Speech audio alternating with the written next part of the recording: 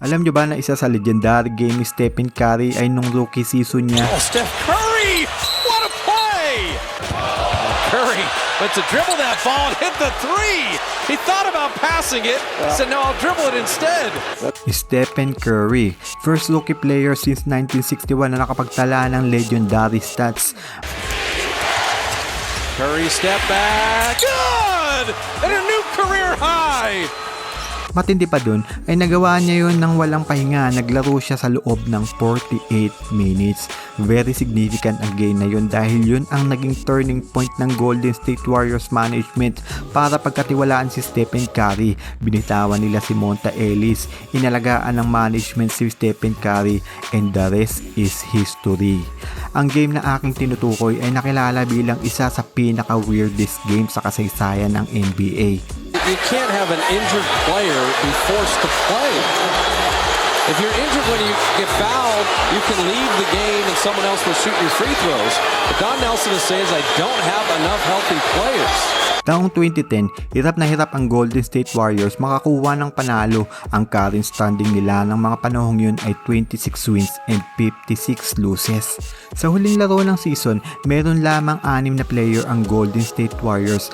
Base sa NBA rules, kailangang may 8 active players ang isang koponan para makapaglaro or else automatic disqualified ang isang team na hindi makakapag-comply sa NBA rules na yun.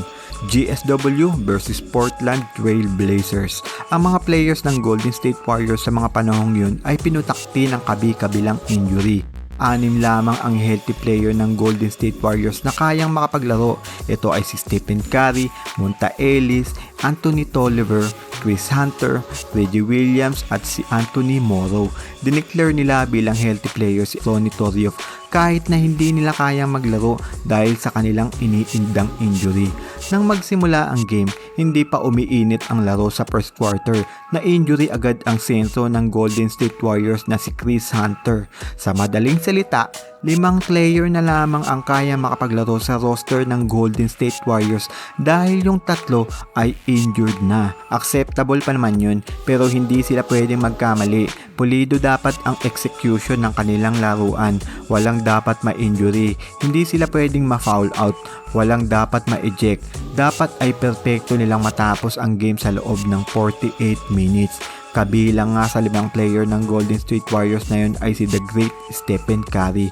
Sa kasamang palad, na-foul out si Devin George sa kalagitnaan ng game. Nakiusap ang coach ng Golden State Warriors na si Don Nelson sa referee na payagan si Devin George na ipagpatuloy ang laro dahil yung 3 reserve player niya ay hindi kayang maglaro dahil may iniindang injury. Hindi pumayag ang referee kaya naman napilitan si Don Nelson na ipasok ang mga injured player. Pinasok ni Don Nelson yung sentrong na injury na si Chris Hunter. Napilitan itong maglaro kahit namimilipit ito sa sakit. Mabilisan itong nag-commit ng 6 na foul kabilang yung mga iika-ikang reserve player ng Golden State. For context, sa 8 player ng Golden State, 4 sa mga ito ay fouled out na. 4 na lang ang available na player. No choice, mapipilitan ang mga referee na payagang makapaglaro yung mga fouled out na player.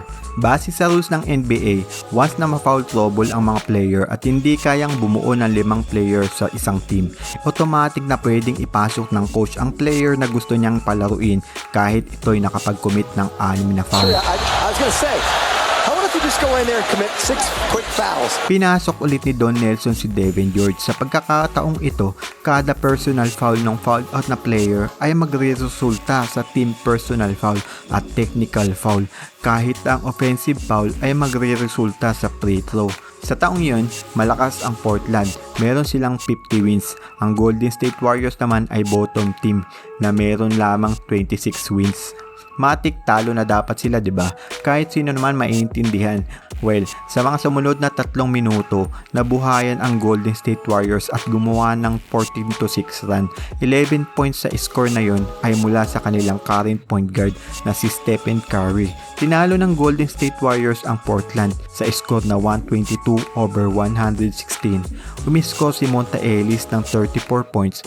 Double-double naman si Anthony Tolliver at si The Great Stephen Curry ay nagtala ng 42 points, 9 rebounds and 8 assists. Career high ni Stephen Curry yun sa kanyang rookie season.